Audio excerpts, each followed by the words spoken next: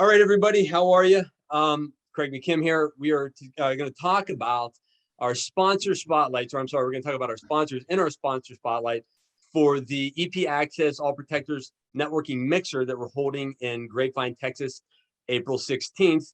And my partner and in this endeavor at EP Access, I got Christian West, and he's going to talk a little bit about networking. He's going to talk about the event. He's going to tell us first about EP Access. Christian, appreciate you being here, brother. Hey man, how you doing, Greg? Good to see you. I'm living a dream, and I always enjoy our conversations. Pre-interview and post-interview and all of that. But it's not about us today. It's about you. It's about EP Access. So would you please tell us a little bit about EP Access? Well, EP Access is pretty much a training school and consultancy of anything training so far, right? We've approached it a little bit different than everybody else because the end goal is pretty much to offer better training so we can build better agents, better security companies, and heighten the standard in the industry. And I know that sounds big, but that's kind of like the end goal, right? And instead of traditional training where I would say, hey, everybody, come and join me last week of January here in Las Vegas, and we will be out in the desert and we will play cops and robbers or whatever all week, and not mean that in a negative way. Right. But if you sign up for this course, come on out and we'll do that. I've been a big advocate of that in the past, but one of the things I learned when I ran AS Solution was that training is a lot of things, right? And you cannot have a one-dimensional training kind of like offering. If you really want to hit it big and do something big, right, you kind of got to hit it on multiple platforms and multiple aspects. So what we've done is we started by sitting down, figuring out what works online. And that started during the pandemic, and it started when we were all sitting at home, right? And we've been kind of successful doing that. I mean, so far we've had close to 2,000 people go through our courses. And of course, some of them we've given them away for free and stuff like that to kind of be have proof of concept and whatever, right? And we figured out that some subject works really well online, some doesn't work as well online, and some can only be taught in person, right? But what we're trying to do now is get as many as we can of these courses to become a hybrid thing, meaning that everything that can be taught on a certain subject, you learn online. Then you come to us in person and we'll practice what you learned online and correct the mistakes. And then we follow up with you afterwards for a certain amount of time, right? So instead of it just being a 1-week course, we have courses that runs all the way up to 2 years, right? So it's kind of like more an ongoing training if you want. But we're still building the concept and we're still rolling it out. So we learn something every day, right? So I'm not 100% sure yet where we land with this. Well, it seems like it's going in the right direction, and in your ability and flexibility to tweak it till it gets exactly right. That's gonna, and that'll land you right where you want it, probably right where either you thought you would be or where you now have discovered you want to be. So yeah, and we also chose to turn the subject upside down, right? Because most people start with the basic EP class. That's kind of like what we're building last, because we kind of decided to start with some of the subject that can really change your career, right? And make you better. And almost for a year now, we've been running the hybrid version of the training with AS3 driving school. Mm-hmm. So with them now, you sign up, you go through our online portion, and then actually starting today and tomorrow, there's the 2-day class, and then there are some follow-ups after that, right? And we can measure now that when we measure all the students, we get about a 25% higher score when we do it that way than when the people just showed up and kind of like started unprepared, if you want. Right. Yeah. Nice. Well, Obviously, I think, I just think it's going to be, I think it'll be huge, and it's just a matter of time, and the patience that you're willing to display to get it right, but continue to build and show proof of concept. I love it. So we can go on and on about EP Access, but I do want to talk about more about the networking piece of it. And so how important to your business is networking? Well, not only for this business, but for all the businesses I've owned over the years, and for myself as a person. And if I start there, I'll say one thing is the business aspect. That should actually be clear for everybody. If nobody knows who you are, they're not going to ask for you, right? And if you don't know what's going on in the industry, how can you adjust your services? How can you be on point? How can you be on par? How can you make sure you're doing it right? And I've always been a big advocate of I need to understand the industry I'm in. I like to understand the people that are in this industry. I love to get to know new people. And every time I go to one of these network events, I find a new boost of motivation, and I find a new boost of things that I can do with my company and stuff like that. So for me, it's both networking business-wise, but also very much about networking personally. Yeah, I agreed. And I think that you and I have talked about, probably at length multiple times, the learning advantage of being in a room full of people that you may know who they are, but or you've never met, and what comes from that, or what can come from that, like you just said, there's always something new, whether it's a minute detail or something like, oh, that's a whole other idea that I never thought about.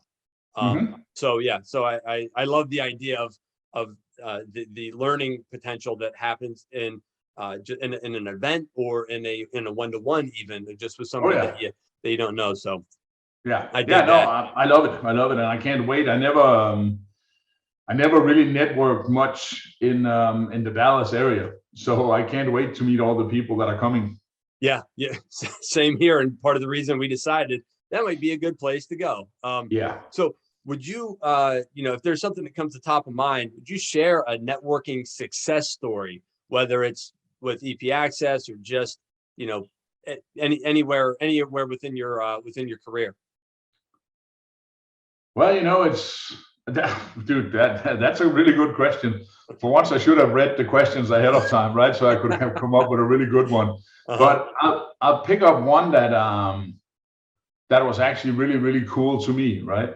When I was starting up AS Solution and really wanted to move forward, right? And I figured out, and this is way before I did blogs and had an idea about marketing or whatever. This was back when it was pretty much me trying to find clients and talk to them, right? I went to go to one of the ACES events back in the days, right? And back then, it was all about making the Bob Oatman speeches, right? Because everybody would be at the speeches. Plus, Bob was one of the speakers that we all knew, right? And what it was about for me was to see all the people that were in the room, because all of these people had the same interest as I had. And back then, I didn't know who all of them were, right? But I knew that they had interest in EP because there was so much going on, right? And ACES is a big place to network. It can be hard because back then there might have been 20,000 people or whatever coming in for this event. But I remember I was there. I heard a great speech from Bob, and I saw the people that were in the audience, and didn't think much about it. But hear the speech, talk to the people I know. And then I go out of the room, and later that evening, I go to my hotel, and I'm in the elevator. And there's two guys standing there in the elevator. They go, "Hey, you were at Bob Oatman's speech today, weren't you?" And I go, "Yeah, I was." And they introduced themselves, and I introduced myself. And it turns out that they come from a newly started executive protection team for a computer company. And we're in the elevator and we were on our way up to our room. And I asked them, hey, are you guys done for the night, or you want to go down and have a drink?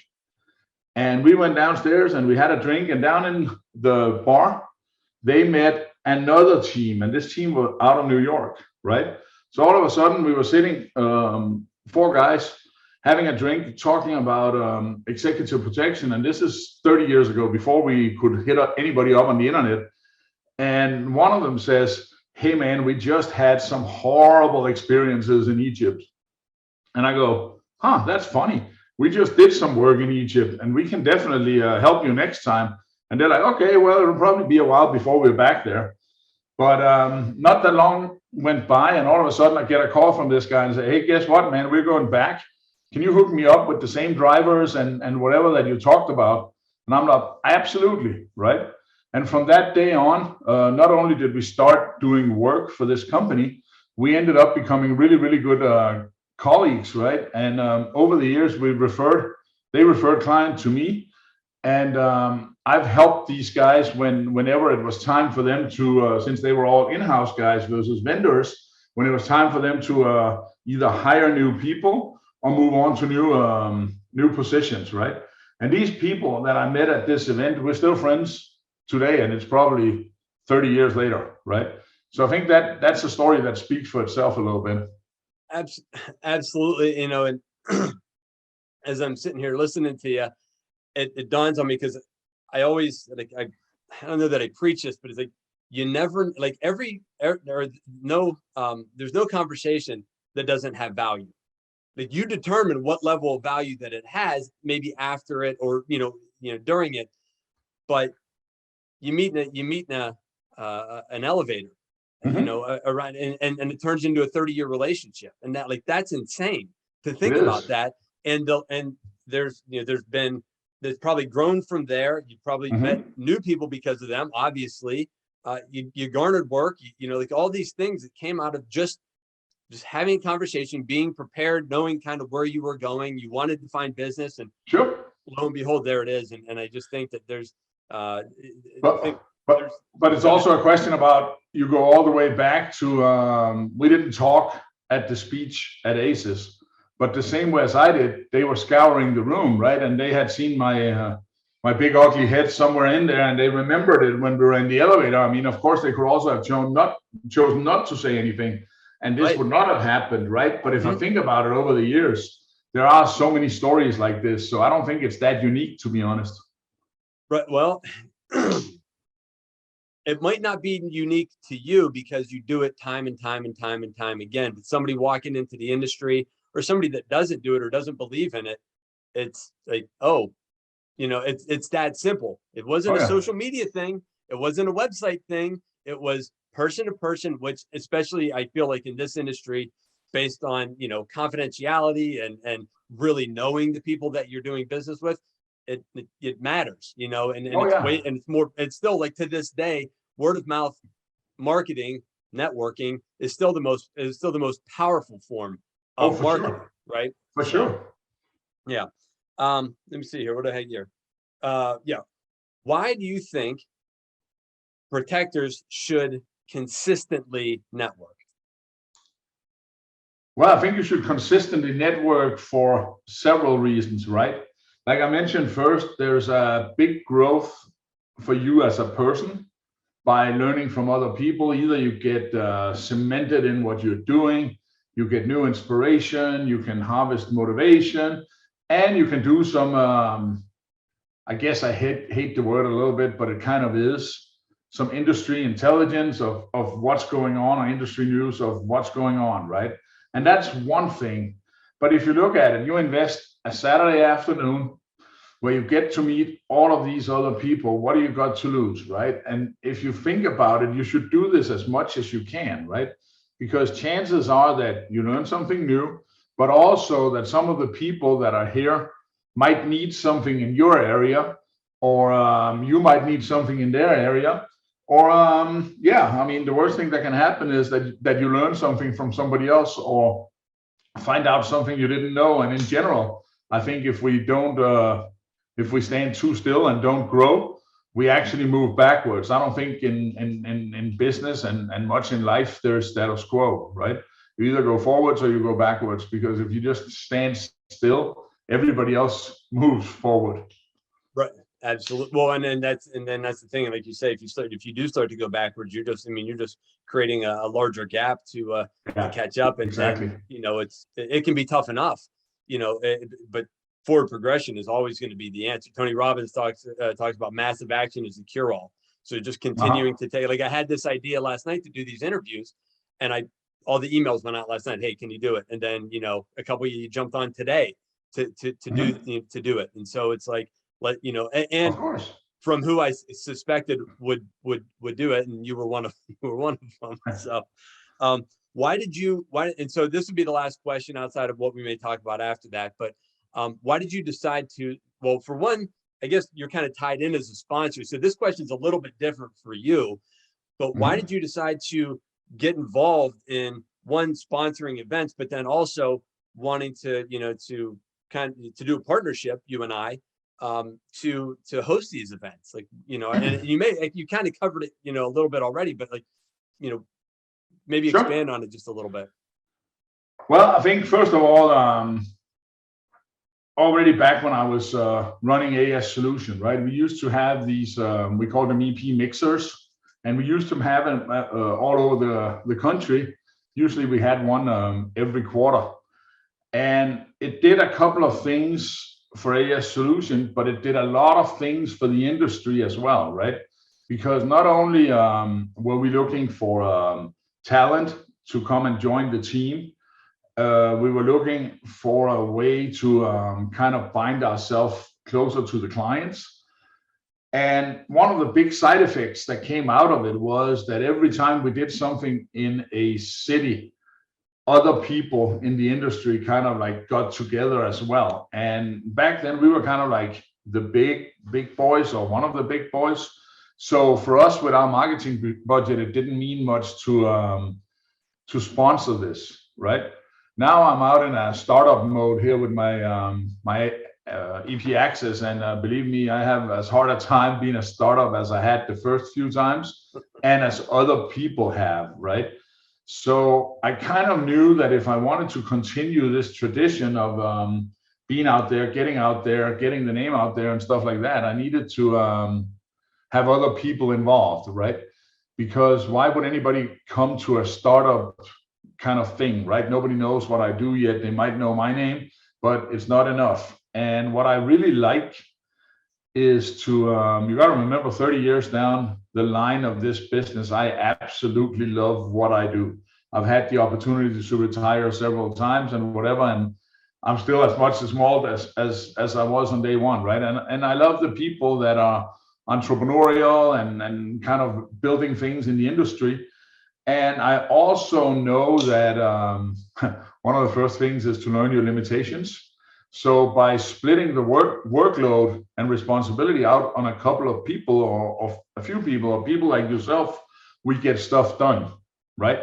Because this is kind of like an extra event. So if I had to do it all myself, or it was just me or whatever, it would be different. So by having different inputs and stuff like that, I think we move faster and we do better stuff, if that makes sense. Yeah, no, absolutely agreed. And I know I love it, and I love to, we've connected a number of times prior to all this, talking about networking and how important it was, and the belief of that. And I think even, Chuck said in the interview on my in my course on EP Access, talking about it being networking being maybe the most important tool that you have in your toolbox. And so so there's also that.